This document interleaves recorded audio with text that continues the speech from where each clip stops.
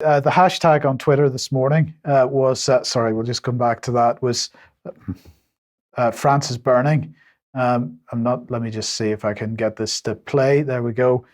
So there is a little bit of video of some of the burning that's going on in France. Some of the mainstream media today saying that France appears to be calming down after the 5 days of violent protests.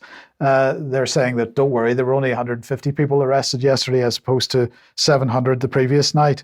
Now, this has started getting quite unpleasant for some local officials, with at least one mayor finding that his home was effectively being, at least an attempt to burn it down. So this particular mayor, Vincent Jeanbrun, he wasn't at home at the time. His wife suffered a broken leg. His young child was also hurt, but he is tweeting out thanks today for some of the support that he got following that.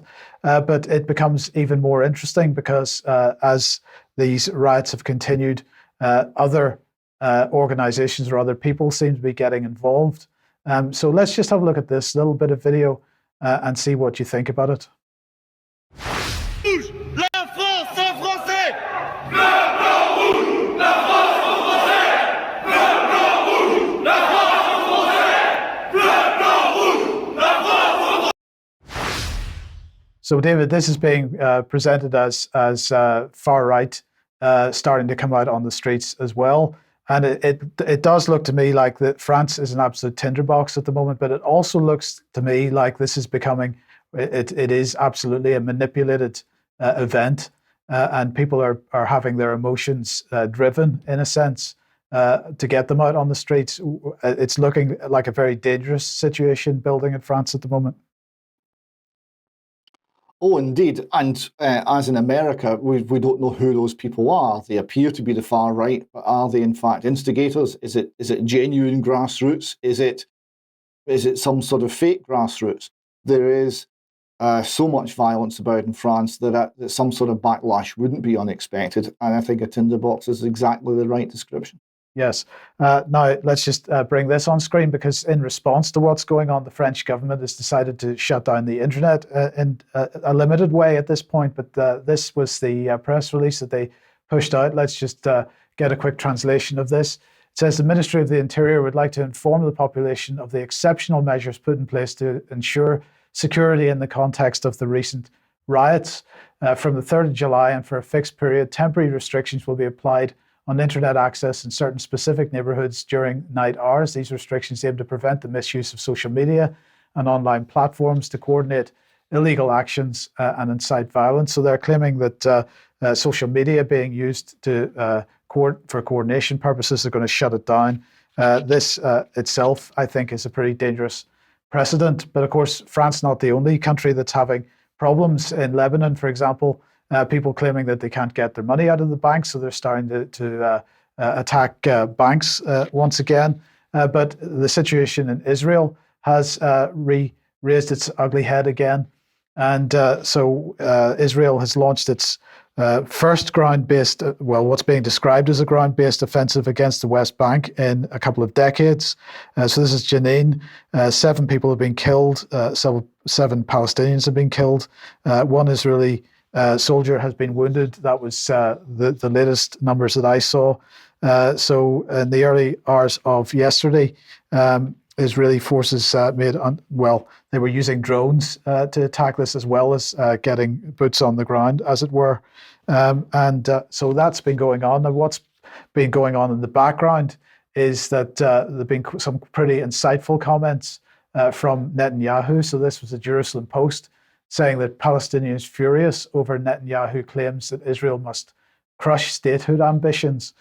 So basically, he was saying, that the Palestinians just need to forget about any ideas of statehood. In fact, those ideas must be eliminated, was the phrase that Netanyahu said. So that was.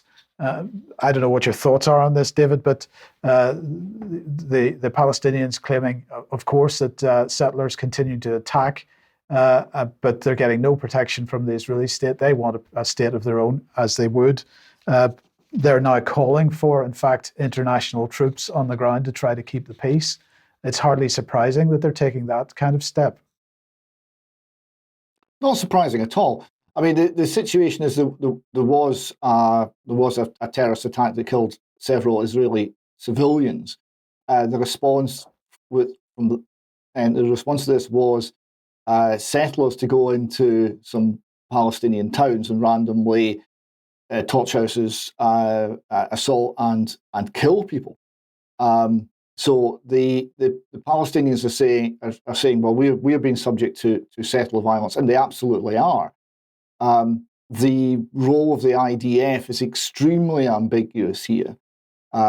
It ranges from actually being a restraining hand on the settlers, and the settlers complaining bitterly about this, to, as you see, being a force that goes in and assaults what they see as terrorist organisations within towns like Jenin.